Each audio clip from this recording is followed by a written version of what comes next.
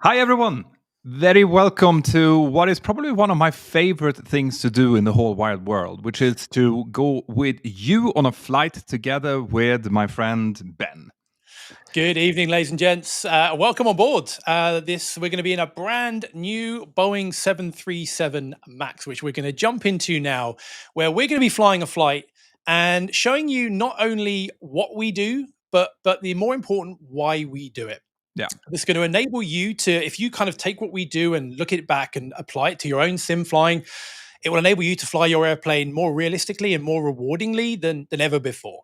yeah, that's the idea anyway. We'll see how it goes. But what we're going to do is we're going to do this flight just like we would on Butter Airways, our virtual airline, and we're going to be telling you exactly why we're doing what we do. If we make a mistake, we're going to point it out. Obviously, I hope that you will point it out in the comments as well if you see something. Yeah. But we are going to bring you along. So we'll do this in real time. You can expect about 45 minutes to an hour or so of flight time ahead of us, and as we go along, things will happen. We are not sure what will happen, but I'm pretty sure that you're going to find it really interesting to watch.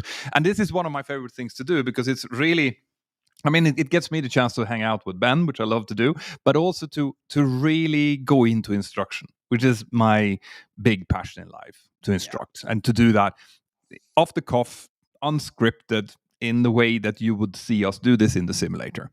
So without further ado, I don't know. We should get going because I think our passengers probably want to get on to Stansted, right? I think you're right. So here we are. We're in a very murky Dublin at the moment, and we're going to be going off to an even murkier London Stansted. So that's the flight today that we're going to be doing. And as Peter said, we're going to be treating this like we were flying together. We're going to treat this kind of as real as we possibly can. Now, just to bring you up to speed as to where we are and what we're doing. So we've started and we've done all the before start setup and flow. We've pushed back, we've started engines, we've taxied out, and we're now kind of at an intermediate holding point in Dublin. And there's a lot of work that goes in up to this point. And it's really important that we get all of that right, because if we get that wrong, things won't start working properly later on in the flight. And that's something that we've covered over in a big way over in our virtual 737 course. Now, to set the scene, we are here in Dublin, coming up to 28 left. Flight time to Stansted is about 55 minutes. Got a little bit of a tailwind going there. As you can see, weather here, low visibility, not particularly nice, very kind of common this time of year. Stansted's even worse. And we're doing what we call a standard instrument departure. And for today, we're flying the Liffey 7 Alpha, which is a relatively straightforward departure. We're departing off runway 28 left in Dublin. We get airborne, we climb away, and we head out to an RNAV waypoint, Delta Whiskey 108, it's called. And then we make a right turn back towards Dublin, towards the east, and we climb to initially flight level 90, which is what we've got set here.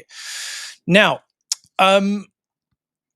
we are going to taxi to the runway. We're going to run some checks. We're going to show you the checks, and then we're going to get flying. So, without further ado, Peter, shall we ask for further taxi? Okay, so Dublin ground, Butter 001, ready for taxi. Butter 01, Roger, taxi to Echo 1 for 28 left. Taxi holding point Echo 1 for runway 28 left, Butter 001. Okay, so we have a clear left, clear right. We'll have a good look. And I'm going to do what we call a config check. Now, you notice in the Max, as soon as I take the brakes off, it starts moving. The residual thrust in the Max, even when we're heavy, gets us rolling. So I'm going to move the thrust levers now fully forward and all the way back. And we do that. You'll notice the thrust doesn't really change, but what it does is it replicates that we're about to go for takeoff.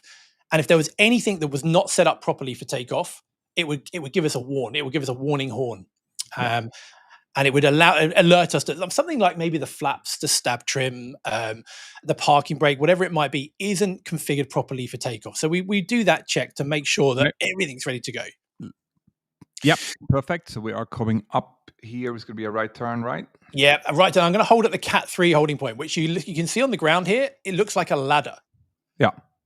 And that's where we're going to stop. So we have a couple of different holding points. We have a Cat 1, which is when it's better weather, and we have the Cat 3 when it's low visibility. Separates us further back from the runway to stop interfering with instrument landing systems. And dude, if you would stop that far away from the Cat 3 holding point in Barcelona, the air traffic controller would chop your head off, basically. They would do. Yeah, there's ground collision because of that, wasn't there? I think there was a ground collision because of that. Yeah. So cool. So again, you did the config checks. I just want to re-emphasize how important that is. And when you're doing this at home in your flight simulators, which is the whole point, so that you can become better with your own flight simulator. If you do that and you do get a config warning at this point, so you get the beep, beep, beep, something is wrong, right? You have to stop. You have to set the parking brake. And most likely it's going to be that you've forgotten to set the flaps. We need to do flaps 5 departure here, so we have to have that set, and the stabilizer trim is set correctly. But if you have released the parking brake and you do that and it's quiet, it means that the aircraft is more or less safe for departure. Yeah. And despite Petter's amazing replication of the actual takeoff config warning, because we've got the parking brake set here, if I now bring the thrust forward, you're going to hear what that sounds like. There you go. Mine was better. Yeah, it was better. I'll give you that. So, okay, right. So with that said, shall we do the before takeoff checklist, please, to what we call the line? Okay, so before takeoff checklist to the line, that's the one that's coming up on your screens there, guys. So we'll start with config. Checked. Flaps. Okay, so what I'm going to do now is we look at the FMC and we check that we want flap 5, so 5 required. I look at the display. I look at the flap lever. I've got 5 selected. And it's got 5 indicated with a green light. So 5 required, 5 selected, green light. Thank you. Stabilizer trim? Again, that's in the FMC, 6.37 units required, 6.37 set. Takeoff briefing. All right, so the bleeds are on. Now, this is a standard takeoff briefing that I'm going to give you. We go into much more detail about this in the virtual 737 course, but I'm going to brief Petter as though he was sitting next to me. So the bleeds are on, the packs are auto, the anti-ice is off. The engine out SID, we go straight ahead to a waypoint 25 miles away. We'll aim for that, but once we're above the MSA, we'll keep the climb going and turn back towards the overhead or go to our takeoff alternate. The speeds for departure are 138, 138, 143, and we check that 143 is set in here, which is our V2 speed. The departure, it goes out to the Delta Whiskey 108. It's a right turn then to Dublin VOR, stopping at flight level 90, which is set. We've got our squawk in our transponder, which is in. We would check out ANP is all correct, which it is. And anything you want to add, Petter? No, as we said, this is a little bit of a low-vis departure, so we might not be able to come back. I don't know exactly what the RVRs are. Yeah, it's about 700 meters. Okay, so it's 700 meters, so we can come back here in case we have an engine failure. We could do, yeah. It's not ideal, but it could do. Now, because it's kind of low-vis, what we've done as well is we've got what we call the ILS set up on the in the aircraft. So when we get on the runway, to make sure we're on the correct runway, we're looking for this little magenta diamond to be right in the middle. That tells us we're on the center line of the correct runway and avoids any possibility of lining up on a runway edge line or at the wrong runway, which actually in Dublin on this runway is more likely because we have 2 intersecting runways at this holding point. So we're going to check that. Yep, perfect. So takeoff briefing is reviewed. Okay, so cabin. I'm just going to ding them. There we go. Ding dong. And that signals that we're ready for departure. They'll secure the cabin. Beep, beep. There we go. Cabin is secure. Thank you. Before takeoff checklist complete down to the line. Which line are we talking about then? Yeah, so the line. Can you see on the checklist that we've got on the screen, can you see there's a dashed line there? And we literally say down to the line. So that line is now the holding point, effectively. Think of that. Navin, can you bring the checklist back up again? Perfect. There we go. So can you see the dash line on the checklist? Imagine that as your holding point that we're holding against. Once we're cleared to line up and go beyond the holding point, we go what we call below the line, which we're going to do in a moment, which is now when we get fully ready for departure. So that line is basically the line that you see on the ground.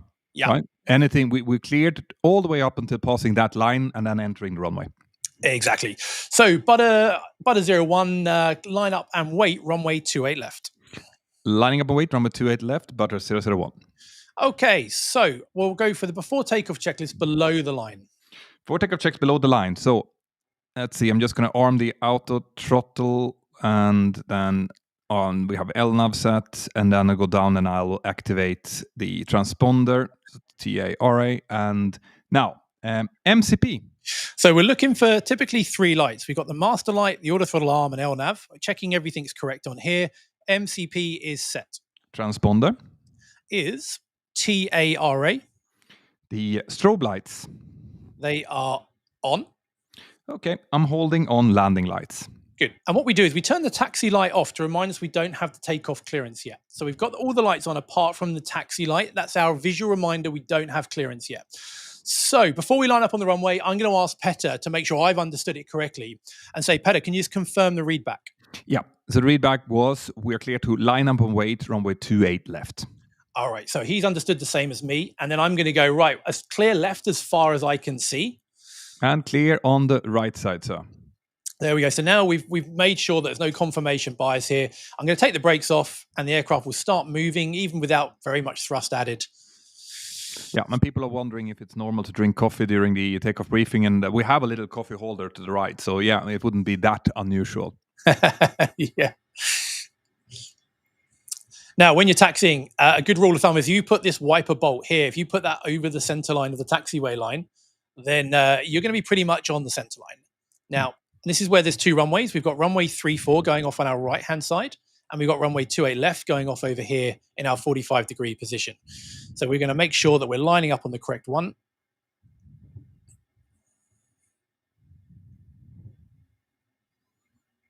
Okay. Now, if you look on here, we can see runway 28 left on the runway. That's always a good sign. We've also got what we call the localizer right in the middle that tells us we're definitely lined up on the center line of the right runway. And you can see everything kind of looks sensible on here. Okay, so Butter 01 RVRs at 800 meters. You are clear takeoff, runway 28 left. Surface wind is 180 degrees, 5 knots. Clear for takeoff, runway 28 left, Butter 001. So complete the checklist, please. The landing lights. They are all on. Before takeoff checklist complete. Good. So we'll seat the cabin crew as well. Cabin crew seats for departure, so make sure they're strapped down. Now, I'm going to give you a little bit of a heads up of what's going to happen. It happens quick. And again, we go through all of this in the virtual 737 course, but we're going to be accelerating down the runway. And when we get to our rotation speed, Petter's going to call VR at 138 knots or rotate. And I'm going to pitch up initially to 15 degrees, which is here. And then I'm going to follow the flight director guidance, the magenta cross that you will see appear. And we're going to climb straight ahead. And once we get to 1,000 feet above the ground, which is 1,250, I'm going to arm an autopilot. And then I'm going to, what we call bug up, which is accelerate the aircraft to our flaps up speed. So it all happens quite quickly, but keep an eye on it as we do. And then once we get further up, we'll have more time to talk about what we're doing. So, Petter, are you ready, sir? I am ready. Okay, so we go timing. We'll start the stopwatch. And I'm going to set it to 40% thrust initially. And what that does is enables the engines to spool up symmetrically because they can accelerate at different rates. And we don't want a big asymmetry if it went all the way to takeoff thrust. So we go to about 40%. There we go. Stabilized. So now I'm going to say set takeoff thrust. I press toga. And I'll follow the thrust levels up. And I am going to say takeoff thrust set. And I'll check the indications. Indications normal. Good. So I'm keeping it on the center line now. I'm just thinking stop at this point if we have any problems. Then we get 80 knots. 80 knots. Checked. And now we're in the high-speed regime, so we're only going to stop for something serious. Checking the engines look good. B1, rotate.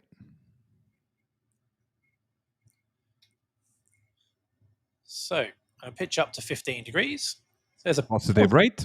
Okay, gear up, please. And gear up. 400 feet on the radio altimeter, I call for LNAV, which we've got, lateral navigation. LNAV. Good, and what I'm doing now, if I just zoom in here, I'm not looking outside at all because the weather's so bad. I'm looking to keep this centered. And once we get to 1,000 feet, as we said, I'm going to engage an autopilot, which is Command Alpha. And I check it says Command here. And now I'm going to accelerate the aircraft. And we say bug up. And we move our magenta speed bug to where it says up on our speed tape. So line that up. And you can see here that it's moved to up. Now I'm going to call for flap 1. So I'm going to check then that the speed is above the white bug and that is accelerating. And I'll say speed checks. If that's the case, flaps 1. And now we're above the 1. I'm going to call for flaps up. And again, checking the speed. Speed checks, flaps up. So now we're climbing away nicely. The aircraft's going to keep the climb. It's going to pitch up now by itself to maintain this up speed. And now we're 3,000 feet above the ground. Flaps up, no light. Okay, so now we're cleared to a flight level. So I'm going to set standard. That's a standard pressure setting that we fly at flight levels at higher altitudes. And I'm going to call for VNAV, our vertical navigation mode, which follows everything that we've earlier programmed in the FMC. So I'm going to go VNAV. And you can see now, check. We've got VNAV here, and you can see it's accelerated us to 250 knots. And I'd call now for the after takeoff checklist. Perfect. After takeoff checklist. So this is a read and do kind of thing. It's different from the other checklist that we've just done, which is challenge response. So this is kind of the pilot monitoring goes through these things. So I'll check that the air condition and pressurization is set to something logical. Yeah. That means that we are pressurizing the aircraft. The packs are on, the bleeds are on, the oscillation valve is in the middle. I can see that the aircraft is pressurizing as well. So I'll check that. Air conditioning and pressurization is set. I put the start switches. Well, now we're above the clouds, so I'm going to put them to off. Then I will check the landing gear, that it's, in this case, since it's a max, that it's just up. Not off. And this is it's a good thing here, because if you do it on the NG, there's a middle position that you have to put it to. But on the max, it's an electronic switch, so it's only up. And then I will go to auto brake off. So bring that back to off again. So that's ready for us to set up for the landing that's coming up later on. Make sure that the flaps are up and that the lights are out. And then this I all do kind of silently. I just go through it. And then I go to the last point, which is a challenge response, and we call altimeters. Okay, passing flight level 7-8, climbing flight level 9-0, and we've got standard set 3 times. Thank you. And that's the after takeoff checklist complete. Good. Now with 1 to go, 1,000 feet to go, I've reduced my rate of climb to 1,000 feet a minute. Keeps it nice and under control. Avoids any nuisance warnings from traffic above us that think we're going to launch into them. Okay, so Butter 01, climb now, flight level 280. Climb now, flight level 280, Butter 001. Okay, so we wind up. Flight level 280 is 28,000 feet, but reference to that standard pressure setting we've got set. So that's set. Flight level 280. Checks. Now we're going to go to VNAV. Now, if I engage VNAV, it says it here, but have a little look at what it's going to do. Because we've got flight level 90 or below set in our flight management computer, with VNAV engage, even though we've got flight level 280 set here, it's not going to allow us to climb above that. And that's one of the protections that VNAV has. Now, because we've been cleared above that, what we can do is press something called out intervene. If I press that, if it lets me, if it doesn't let you because it's in the way, what you can also say, it's done it. It clears that restriction. And now it's allowing us to climb until our next restriction is 230 or below. But because we cleared that again, we can get rid of that. And that will clear the 230. And now we'll get that continuous climb. Yeah. It's worth pointing out here that altitude intervent basically cleans up anything between you and your cleared level. Correct. So if there's an altitude restriction that's above 280, so maybe further ahead is an altitude restriction at flight level 290. No matter how many times you click, you're not going to be able to take that away. You have to. You only clean what's between you and your cleared level with alt intervent. Correct. Okay, so we've come past our next milestone now, which is flight level 100 or 10,000 feet. And at this point, what would you call, Peter? I would call altimeters. Okay, so I would say now we're passing now flight level 110. We're climbing flight level 280, standard set, and I would call for what we call the 10 checks, which is a flow that we do to get the aircraft ready for high speed, high altitude flight. And we follow an acronym, because aviation aircraft don't get airborne without acronyms, of FLAPS. So the first one, Peter, do you want to go through this? Or no, you go. You're on the roll now. So the first one, the F of FLAPS, we go fuel. Make sure that the fuel is balanced and it's sensible. If you hit your progress page, it'll tell you how much you're landing with in Stansted. We've got more than enough, way over final reserve. So fuel is good. L is lights. So we don't need the lights on anymore up here. So we turn the lights off. A is, air conditioning and pressurization, just having a look there. We're checking that the aircraft is pressurizing, which it is. And we go into all the logic here of this in the virtual 737 course, but we're checking the bleeds are on, the packs are auto. Temperature is good. They're not digging in the cabin to tell us they're too hot or too cold, because this is super old school here. But we check it, that it looks sensible. Pressure, fuel, I'm out of sequence now. So fuel lights, APU is off, pressurization we've done. Seat belts, are you happy with the belts, Peter?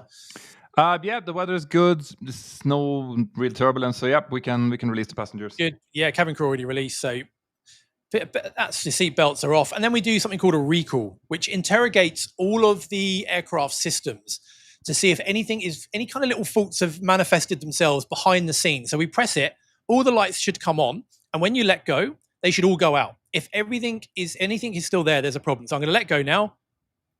No, there's nothing there. So we are good. And then we monitor what we call guard frequency, which is 121.5, which is the international distress frequency. So if we lose comms on our main frequency, we'll hear it on box 2. So if I just set this, it's a lot easier in real life. If I just set this on here, there we go, 121.5 on box. Petter can listen to it on box 2. I'll listen to it on box 2 as well.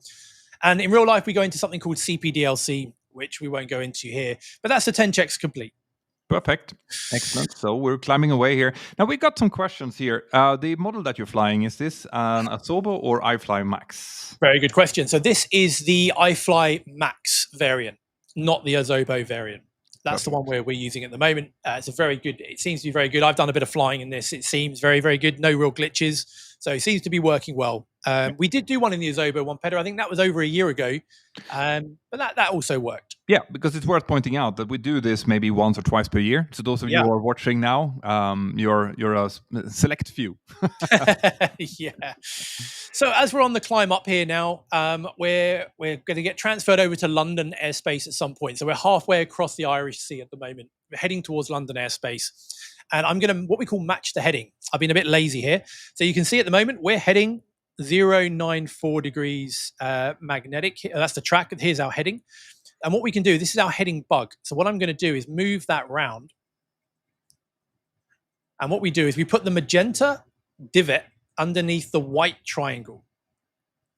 And that just means if ATC suddenly say, maintain present heading, we just can press heading select, and it will neglect the magenta line now and just follow whatever we set on here. So it's a nice, tidy thing to do.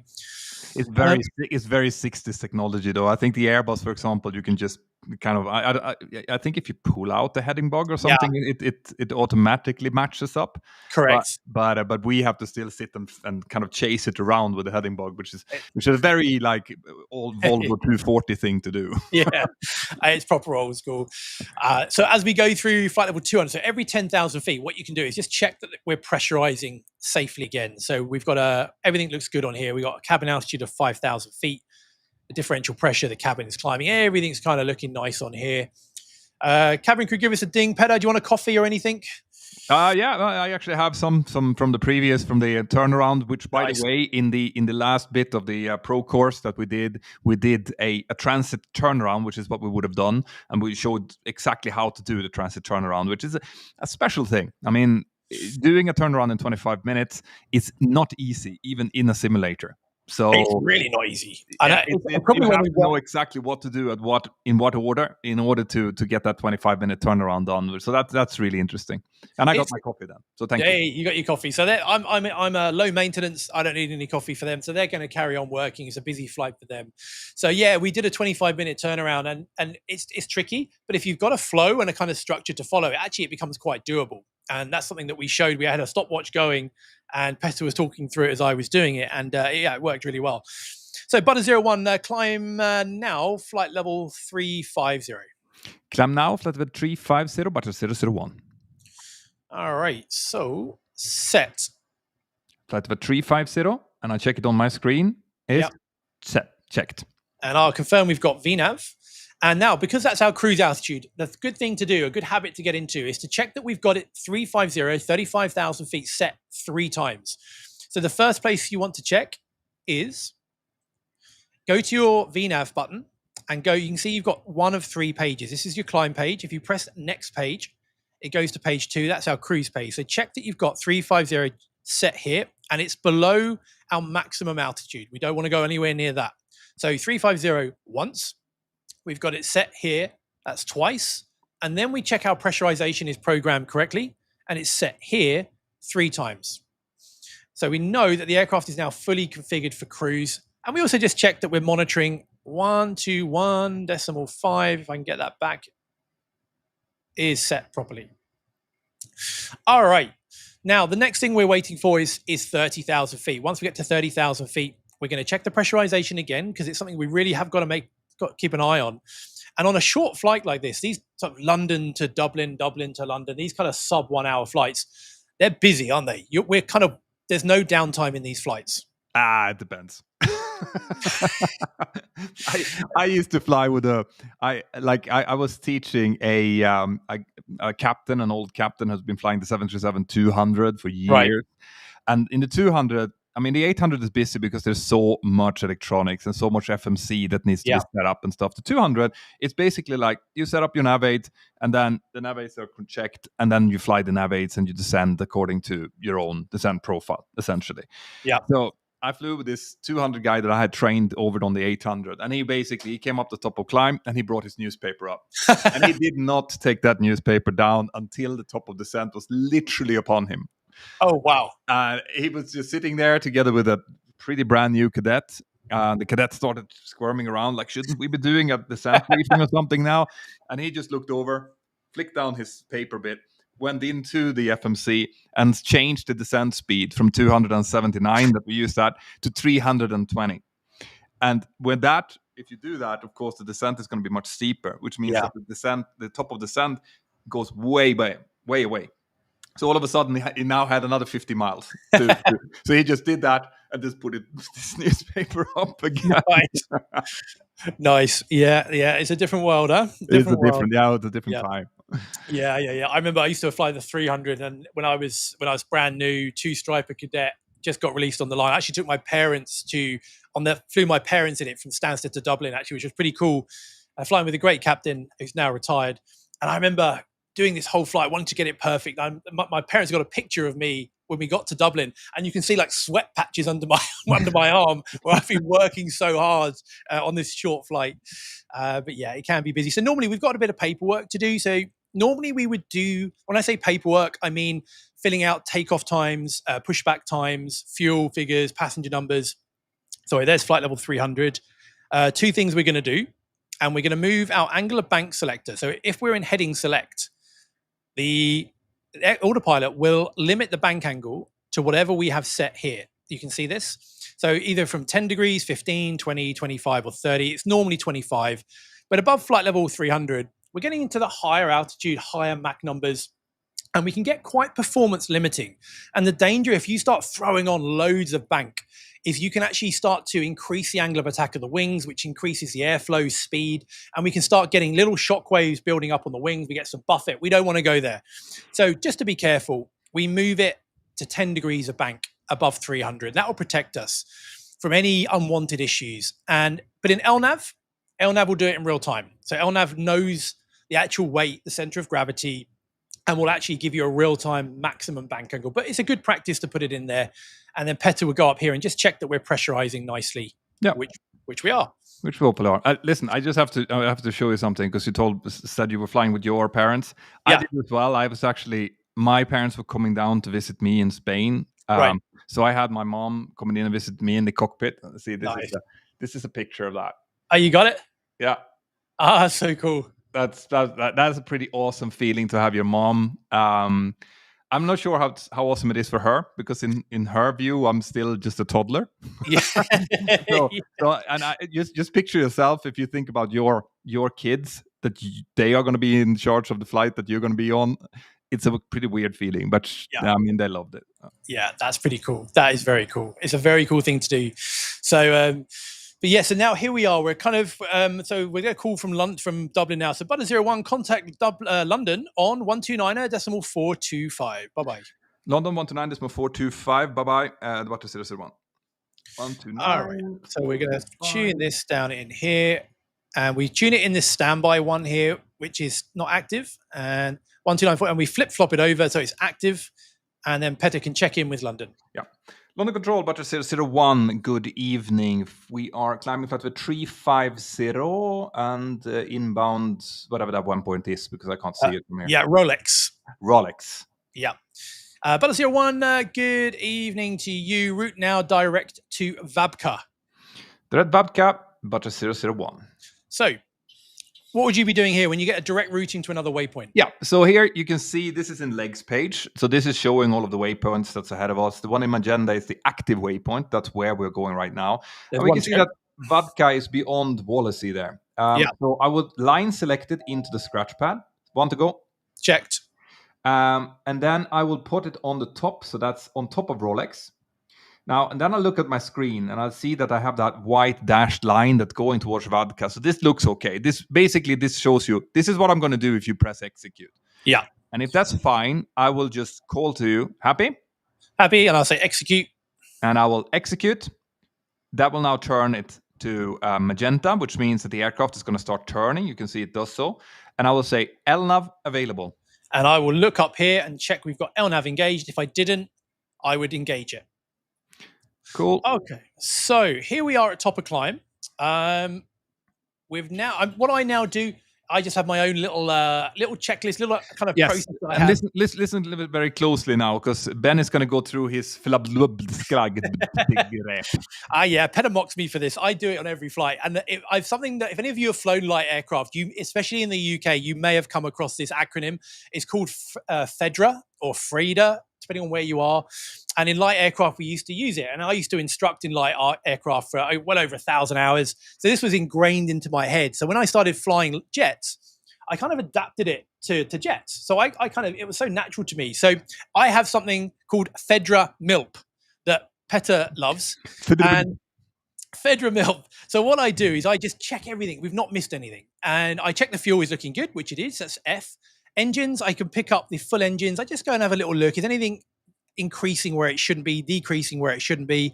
Engines, I go to what we call the drift down altitude now. So if you go to VNAV, go to engine out, and then go to any engine. And what it will do is if we lost an engine now, it tells us what the maximum altitude we could maintain on one engine and what that speed would be. So I'd know that I'd have to go down to 23,000 feet at 226 knots. So I'll erase that. So fuel, engine, drift down, radios. I check we've got the radios tuned, the radar's on. We're listening with the volumes up. A is altimeter. We got standard set. We not missed that.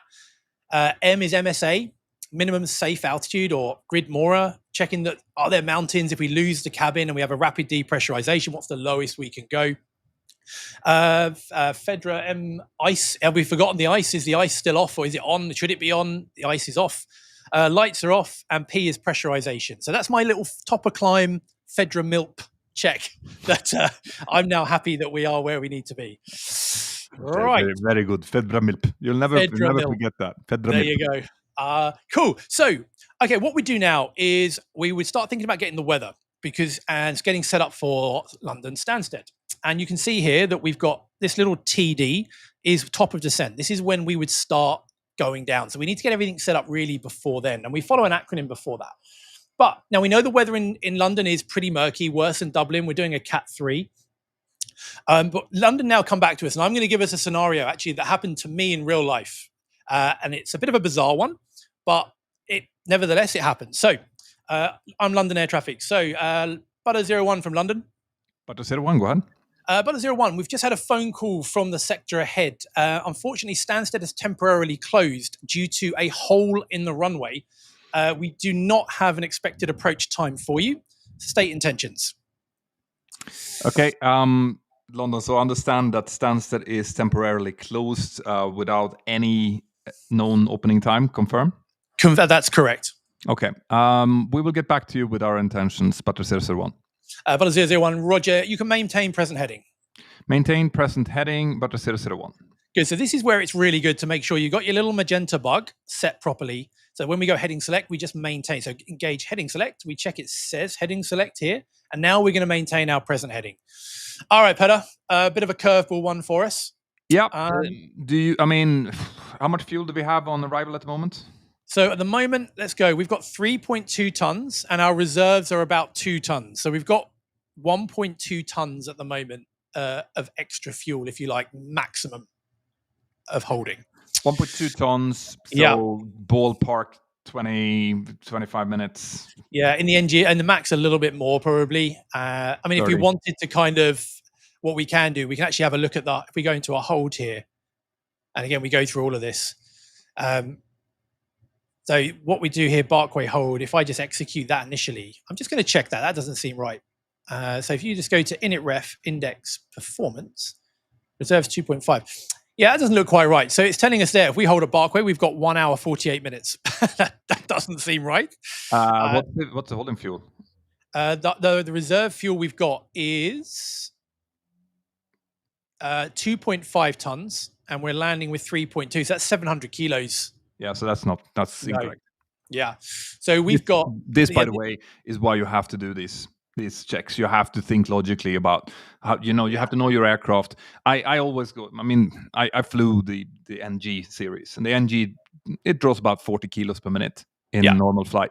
So if you round that up to 50 kilos per minute, it's pretty easy. If you have a ton, it means you have 20 minutes. If you have a ton and a half, it's 30 minutes. And that means that you are, then you have ballpark figures of what you can expect. In the end, in the max, you're going to have more than that because the max is much more economical. Yeah. But if you go in and you say, okay, I'm expecting to see 25 minutes of holding, and it says an hour 48, you know that the computer is wrong. Yeah. Right? Yeah. So let's say if we went all the way to Stansted and held low level, we'd maybe have 20 minutes of holding, but we don't need to go all of that way. We can potentially stay higher altitude and divert before we get to Stansted. So process of doing this, Peter, what are we thinking? Right. So we don't know, but we know that it's a hole in the runway, right? Yeah. If it's a hole in the runway, they're going to need to asphalt that over, or they're going to have to displace the threshold. Yeah. Both of which is going to take much more than the 30 minutes that we have. Yeah. Right. So we can assume that we're not going to be able to get down to Stansted with this fault. It would be like it's much better for us to start looking into what alternates we have. And prepare for that. And if then turns out that they find some miraculous way of fixing it, we can just resume back to Stansted. Exactly right. But I would suggest that we start bringing in. We whenever you're faced with a very complex problem that has many potential outcomes, we go back to our decision-making model, which is PIOSI. Yeah. Right. Stands for problem, information, options, select, execute, evacuate, or execute, evaluate. Yeah. So PIOSI. So in this case, we know what the problem is, right? The problem is that we are at the moment unable to land at our destination. Yeah, and we need to find somewhere else to land. Correct. And then we would look at, okay, so what are our normal alternates in the area? So the company, Butter Airlines, have commercial air alternates that they want us to divert to. That is due to, for example, if we have handling agents there, we have maybe good fuel prices, we have someone who can take care of our passengers, gate personnel, all of that, right? So we will go down and look at our flight plan to see what are our commercial alternates for Stansted, which tends to be Luton, East Midlands, Birmingham. Yeah, correct. I would guess. Exactly right. And that's exactly what we've got. Now, the thing with knowing this in the real world, and this happens potentially in VATSIM as well, is if there's a hole in the runway and we're looking at diverting, so is every single flight coming in to Stansted. So everybody is going to be diverting somewhere. Now, Luton is the closest, but it can only hold maybe 5 or 10 diversions before it's full. Yeah, and we also know that the weather is pretty poor in that area. Weather's pretty rubbish. Yeah, so, whereas to the north it's a bit better. Yeah, so rather than maybe like trying to get in there, being told that we're going to have to divert from there, and then being last in the queue, I would probably consider going to either Birmingham, but Birmingham from right now is going to have the non-precision approach from the south. Yeah. So I would look at East Midlands. It's just a nice long runway, big apron, a lot of capacity. But it's pretty close. So we're going to have to start look. But then again, pretty close is good. It means that we'll have to go into a hold somewhere to descend. Yeah. We're not going to push ourselves and stress ourselves. No. But I'll get the weather for East Midlands and for Birmingham and Luton. Okay. So we'd get the weather. Luton is very, very much borderline Cat 3 minimums. It's kind of, we may or may not get in, even if there is space for us.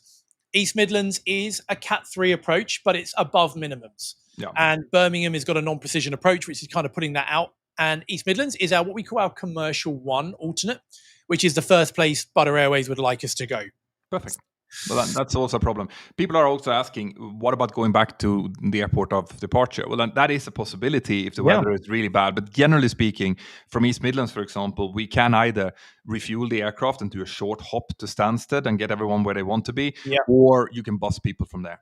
which is about 2 hours. Yeah. So and in real world, we'd probably speak to the company. We give them some options that we're happy to do. Like we're happy to do A, B, or C. Where would you like us to go? And that can help. But in this scenario, East Midlands is kind of screaming out to us as like the obvious place to go. Okay. So let's get the weather.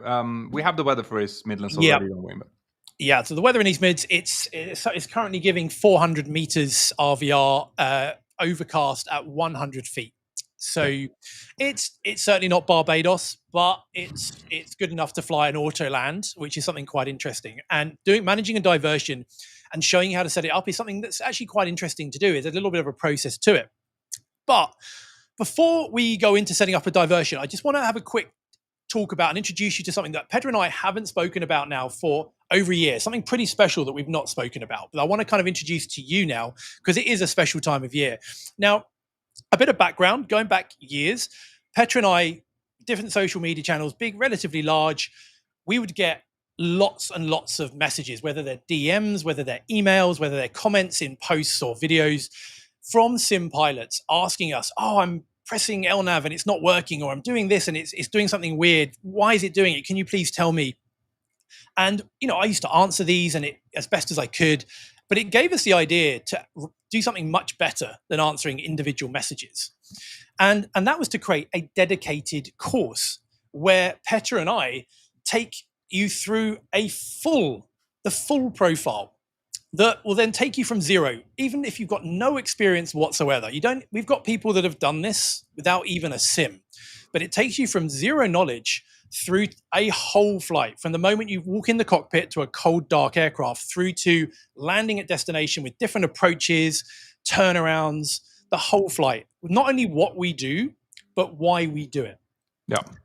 And we do that. We do the whole thing. And what that's done is it's literally transformed well over 1,000 sim pilots' experience of their sim in such a way that it's got rid of. And what's lovely, I think, Petter, isn't it? It's both of us. We've got so many messages from people saying how it's transformed their enjoyment of the sim. Yeah, I mean, but this is it. I mean, both you and I are type rating instructors and type rating examiners, and we love instructing. And this is pretty much the pinnacle of what we can do for the flight sim community. What you watched now is a short-term version of what we do in this course. We go through everything, why we do it, how we do it, and together with all of the things that you see, the checklist, for example, and the profiles and why we do things when we do it, all of that, we've just put together to make sure that if you have a flight sim and you want to do it and you want to experience it in the best possible way, this course will help you do that. Yeah. And as I said, it's been so lovely to see the hundreds of messages we've got from people that have joined this course saying how much more enjoyment they get from their sim, because I've been there as well. I remember I started my flight simming back in Flight Sim 2000 or 98, and I had the original PMDG before my type rating, and I used to get so frustrated. And what it's full of is these kind of light bulb moments, is the way people describe it to me, where they go, that's how that works. And it enables, and it means that you get to destination and you feel good about it because you've managed the flight, knowing stuff you'd really only get from a real course. Yeah, which is amazing. And we have just to get to the chase, because people want to see us do the diversion now. What are we doing right now? Because it's Christmas, so we have a deal going. So what we're going to do now is we've got two options for you. We've got the full NG course, which takes you from zero to hero in the 737NG. But we've also done a max differences course as well, added on to that, which shows you the real differences, not the stuff you see in the media, but the real stuff that I do when I train pilots and train them on the max in the sim. So you fully understand the max, MCAS, what it really means, and how that affects us and so on. And we're doing it at a massive discount just for Christmas. So we're doing it normally £129 for the 737NG with max conversion. But for this Christmas, we're doing it for just £89. And that's going to be a limited time up until Christmas Eve. And if you buy it between now and Monday, you're going to get a bonus live Q&A with me next month after you've had time to view it, where hopefully you've generated a load of questions and we can go through it together in a live together and answer all of your questions. We also do an NG only for £79. And all you've got to do is scan the QR code, and that will then take you to, and you can choose your options. And one other thing that we've done that I know is super popular in the past is we've got a gifting option. So if you know somebody that would love to learn how to do this properly, you can buy the gifting option. And when you buy it for them, you let us know when you'd like them to receive it, and then they get onboarded and given an email with a very nice surprise that they have access to all of this content inside an e-learning module that you get to keep forever. Lifetime access, no expiry dates. No, it's an awesome course. And if you like flight simming, you will love it. I can guarantee you that. Yeah. I'm super proud of it, and I love doing it together with you, Ben. So check out the QR code, guys, if you're interested in it, or give it to someone who really likes it. Now let's get on to.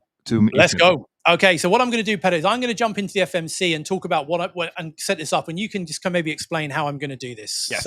So we are on heading select at the moment, which means air traffic control have us on a radar vector. So we're not really in a hurry, but we want to now set up the flight management computer in a way that is, realistic of how we're going to fly it. Now we know that it's category 3 weather in East Midlands at the moment, which means we cannot do a normal category 1 ILS. So most likely we are going to get a heading or a direct to a part of a standard arrival route, a star. And from that star is going to bring us into the ILS. So what Ben is going to do now is he's going to first set up the arrival route that he thinks we're going to get, connect that up to the ILS approach in this case. He's going to have a look at the screen, which you can see him doing right now. And then he's just going to execute a direct to that point. We will see what we get in reality, but most likely it's going to be something like this. That will now generate a VNAV descent profile, which is going to tell us that we are crazy high because we're super close to the destination. So maybe Ben, should we ask for descent? Yeah, go for it. Okay, so London Butter 001 request descent, and we are intending to divert towards East Midlands at this time. Butter 01, Roger, understand East Midlands. We'll let them know you're on your way. You can descend now, flight level 180. Descent flight level 180, Butter 001. And don't see in real life. Sorry, Petter, go for it. Yeah, so now because Ben is starting to set up for the approach, I, as pilot monitoring, have taken over both the radio and the control. So I'm doing this while Ben is concentrating on setting up for the approach. Butter 01, you can route now direct to Welwyn. Direct Welwyn, Butter 001. And flight level 180 set. Checked. 180 is checked. Okay, let's have a look. And that looks reasonable. And execute, please. LNAV is available. And then I'll go up and I'll press LNAV. Oh, there we go. And LNAV. LNAV, good. So I'm going to carry on down here. Yeah, so while he's now continuing, this is going to be a right turn. And when we're descending flight level 180, which is good. And you can see now on the descent profile on the navigation display that we are indeed high. Which is not a problem, We are just going to request extended vectors or maybe a descent hold. It doesn't let us increase the pulse, really. Because we have plenty of fuel. We have no hurry. We'll sort this out later on. Exactly. So, meanwhile, Ben is setting up the approach, is setting up the navigational frequencies, for example, on the nav radios. We're taking a little bit of speed brake here to help us descend. He's setting up the courses, the inbound courses. All of this is going to brief me soon.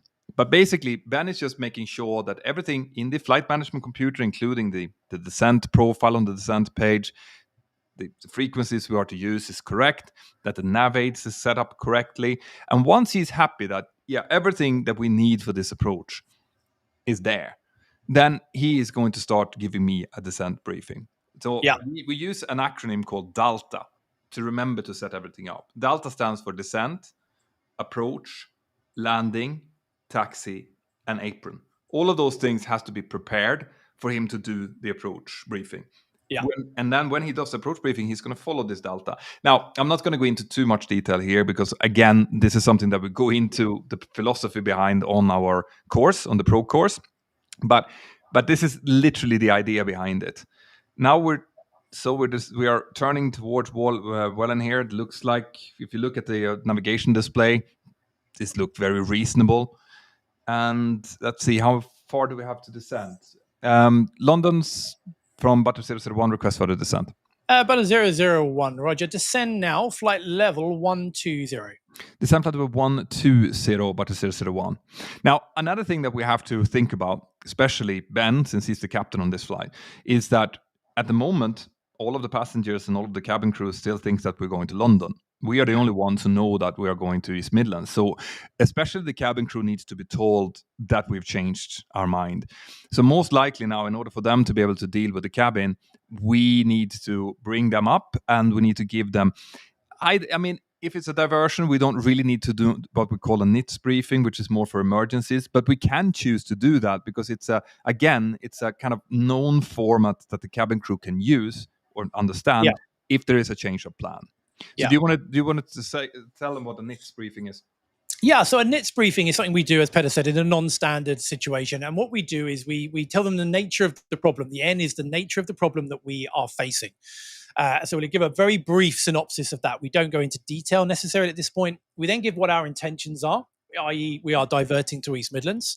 We give them how long we've got until we actually touch down. And we can go into our progress page and see that we're touching down at time 15:26. It's currently 15:03 here.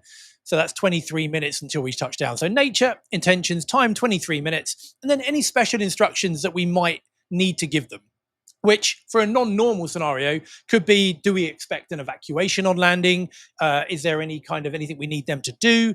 We give them any special instructions. But because this is just a normal landing, we can tell them that it's going to be a normal landing, normal taxi off, and then we'll give more information of onward travel once we get on the ground. Yep. So I'm going to give them their belts now as well. There we go. Right. So let's. And then obviously at some point we need to do a PA. So the passengers need to hear from the captain that we're diverting and why. If someone is nervous, they're not going to like the fact that we're not landing where we're supposed to. So in a PA like this, it's just giving them the facts. There has been Stansted is closed because they found a hole in the runway from a previous landing. We are therefore going to land in East Midlands. East Midlands weather looks like this. We are, we're going to be on the ground in, let's say, 15 minutes from now. Make sure that you follow your cabin crew's instruction, and we will be back with more information about your ongoing travel as soon as we're down on the ground. Something that tells them honestly what's happening, but then brings their minds into thinking forward about the forward travel instead of thinking about why we're diverting. That's a psychological thing that we always do. We try to get them thinking forward because that's that keeps people from being nervous. Exactly. So I'm going to start slowing it down a little bit here now. I'm going to start bringing the speed back. And a great thing to do when you're descending, the worst thing you can have is where you're super high and then you can't make it onto the approach. And I know this is something that takes a lot of practice, even for when we're training cadets. It's often one of the very last things that gets signed off before they do their line check. It does take a lot of practice, but we take you through all of this in the virtual 737 course. But a great thing to do is just times your first two digits of your height by 3. So 15 times 3 means we need 45 miles from where we are in order to get to the runway, to lose the height that we've got. Now, it says 78 here, but that's because we've got this big, long spaghetti kind of arrival that the reality is we're not going to do. Normally, ATC will give us what we call vectors and will direct us to it. So I'm just getting the height off here so that I know that we can take a bit of a shortcut if we need it. Right, Petter, you happy for a fairly as kind of a shortened brief? Yeah. So should we go through the category 3 checklist first? Yeah. What we do, Butter 01, descend now, flight level 80. Descend flight level 80, Butter 001. Set. Okay.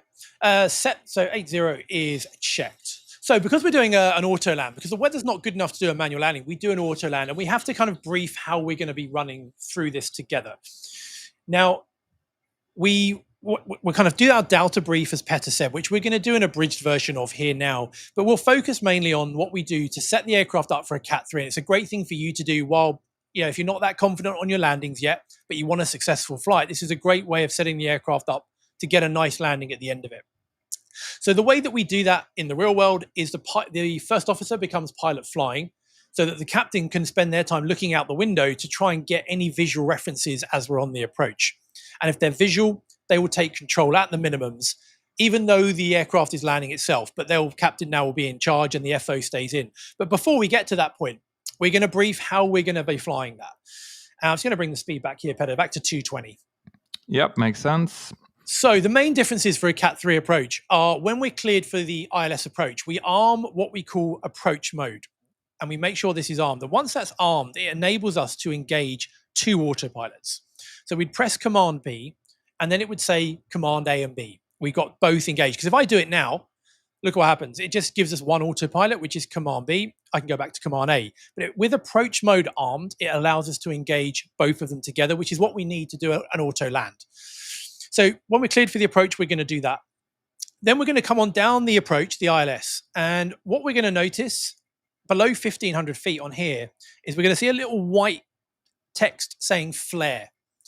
And what that means is the aircraft is now arming flare mode, which is what happens when we get to about 30, 50 feet above the runway. It's where it starts pitching up to arrest the rate of descent. And it's really important for an autoland to check that that is indeed armed. Otherwise, we're going to smash into the runway. So, which we don't want to be doing. So with regards to that, we check it. So at 500 feet on the radio altimeter, which will be up here, the captain will say 500 radio, and I check it, flare arm. And then the first officer will look at their radio and go, yeah, we're passing whatever, 480 feet, 480 radio, and they will also check they've got flare arm here. So we know now the aircraft is fully armed, ready to do this auto land. Yeah, I think we can go back to VNAV, by the way. We're already below now. I think we're going to get a vector. So Butter 01, turn right heading north. Right heading north, Butter 001. Okay, so I'm just going to go onto a heading of north here. Heading select. So what do we got with 30 miles? That's looking good.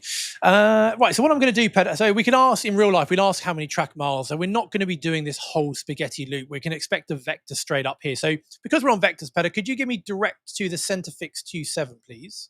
Yeah, perfect. It's coming up now here. So take the Centerfix 27 and put it up as the active waypoint, verify it on here. And that looks okay, so execute that. Now that's going to give us an updated kind of path. How are we looking? Yeah. Pretty good, actually. How's that for a guess? Cool. And notice that I didn't say LNAV available here because we're still on a heading. So we just updated now, but it's not LNAV available because we're not going to follow what we just created. This is just to see the descent path. So there's altimeters, Petter. And passing flight level 986, descending flight level, what was it? 80. 10 check, please. Okay, so I'll give cabin crew 10 minutes to landing. We do the flaps again. So fuel is, we've got loads, 3.5 tons. It's configured correctly. Look, the lights on here. Butter 01, descend altitude 3,000 feet, QNH 1013. Descending altitude 3,000 feet, QNH 1013, Butter 001. Set. 3,000 feet, checks. Level change. And we'll set the QNH now of 1013, which we've now got set here. And we're passing 8,800, sending 3,000, no flags, and the standby altimeter is set. Check. Okay, good. Would you like the descent checklist, sir? Yeah, so fuel, we just do that for lights. APU, angular bank is 25, pressurization, seatbelts are on. We do a recall. There we go, 10 checks complete, and descent checks, please. Descent checklist. Pressurization? Is land out 300. Anti-ice? Is off. Approach briefing and fuel. In fact, I'm going to put it on actually because it's 9 degrees outside. So we're going to go into cloud. So we're going to put the engine anti-ice on, amber, dark, and we check that we've got tie on here, which we go into in a lot more detail, by the way. So engine anti-ice is on. So we should mention here that we're doing stuff super quickly now. But in the pro course, if you go for that, we will discuss each of these things in detail. We will, hold, freeze the sim, explain it to you. So what you're getting now is the way you will be able to fly once you've completed the course. Yeah. So approach briefing and fuel. So we will have, obviously, Petter and I, we would have briefed the arrival here. So I'm just going to put a speed in here now, a descent speed of 220 knots in our descent page. Slow it down a little bit. There we go. So approach brief and fuel is discussed. Cool. And airspeed and altimeter or altitude box. Yeah, so airspeed, we've got a VREF of for flap 40, 134 knots, and we've got 50 radio for our minima. Good. So that's airspeed altitude box. Checked and set. That's the descent checklist complete.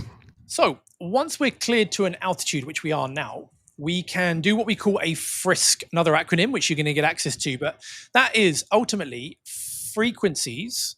We check we've got the ILS frequencies tuned properly, which they are. We check that we've got what we call our fix rings in the fix page. So we've got 5 miles, which is when we'll go gear down flap 15, 10 miles, the latest point to have flap 1.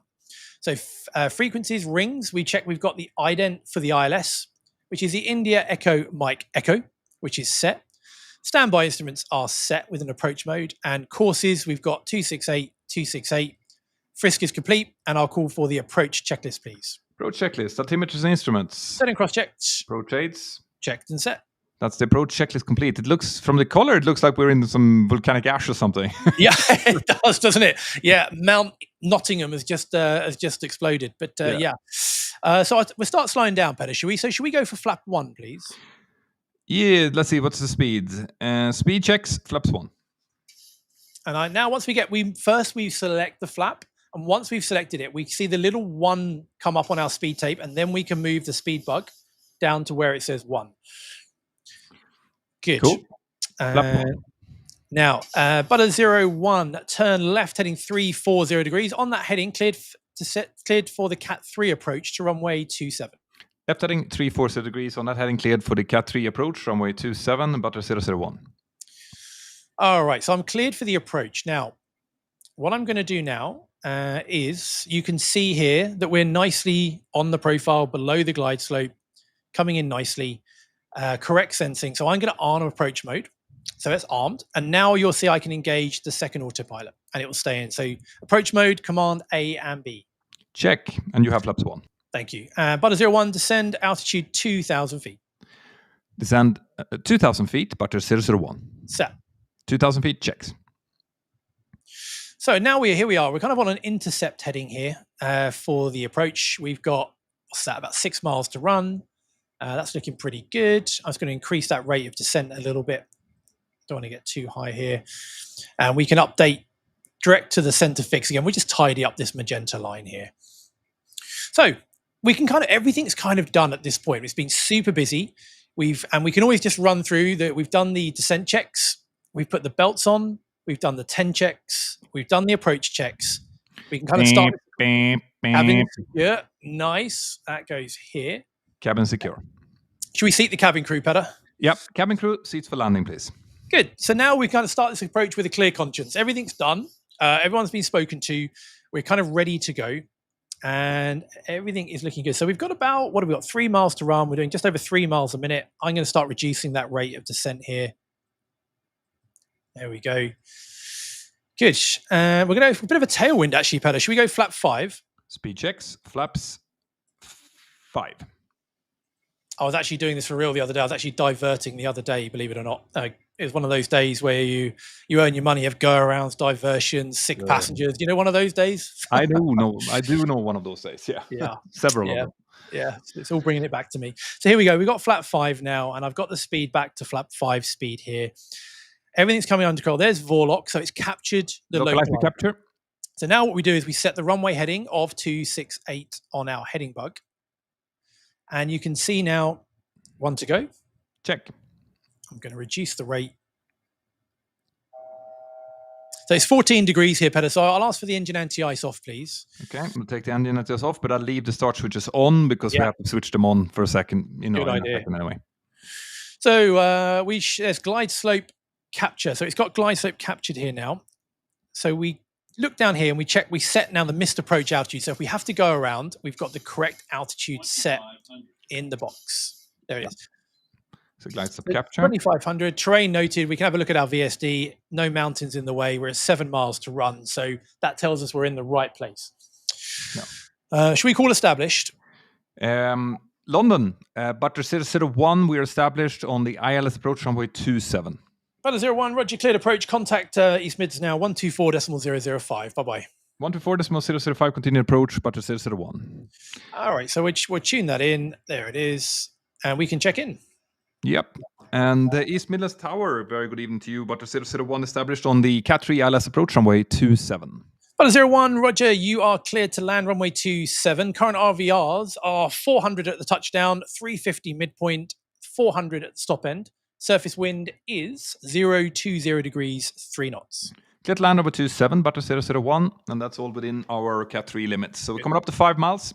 Let's go gear down, please. Gear down. Flap 15. Speed checks, flaps 15. Landing checks to flaps. Okay, so the landing checklist down to flaps. Start switches. Continuous. Recall. Checked.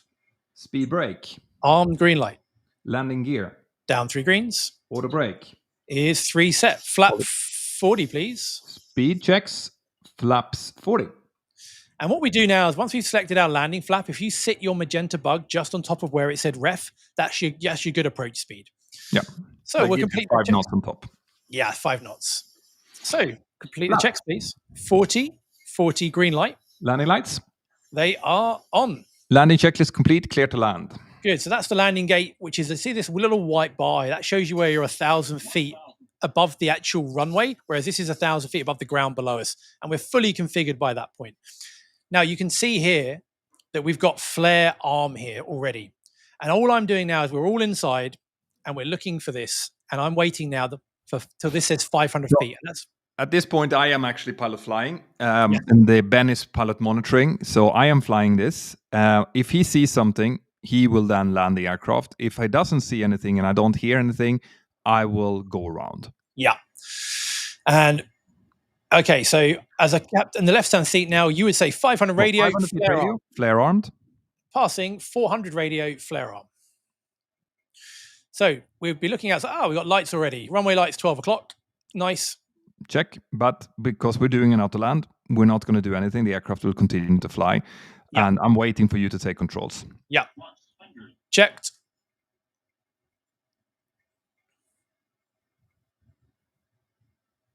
So flare active. My controls. Your controls. Okay, down we go. So thrust levers closed. And we'll disconnect the autopilot. Speed brake up. We've got 2 reverses at idle. Yeah. We got 100 knots. 80 knots. Manual brakes. 60 knots. Now we would vacate off, but what we're going to do now is just bring it to a stop on the runway, and we have arrived safely here in not so sunny East Midlands. Yay! But there's a lot in there, ladies and gents. You know, I know we did a lot of things very quickly. We just wanted to just show you one of the things we get asked a lot is people say, "I'd love to see you and Peder flying a real flight together." So we wanted to kind of come here and do that and show you what we do. But the reasoning, the what's, the how's, the whys, we obviously go into a lot more detail in the virtual 737 course. But I hope you've enjoyed that. Yeah. It's a little bit of a taste. Again, I love flying with you, Ben. So that's pretty much what we wanted to do, wasn't it? So thank you to all of you who've been here watching it. If you want to learn more on how to do this in real life and have us explain it to you in a way that I don't think that you understand yet, it's going to be it's going to be eye-opening for anyone who's really interested in doing this, like airline pilots actually do it in real life. Yeah. Then go and check out this QR code up here, or gift it to someone you know who's going to like it.